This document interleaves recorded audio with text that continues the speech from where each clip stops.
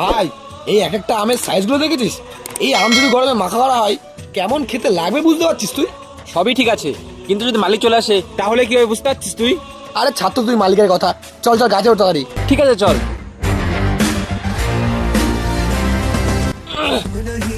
কে কে শরীরটা কি বানিয়েছিস?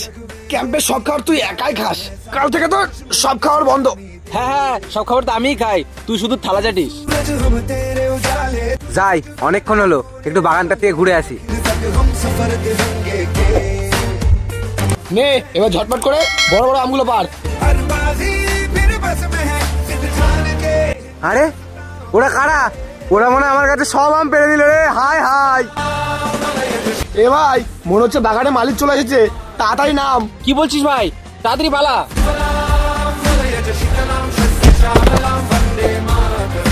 আরে স্যার আপনারা?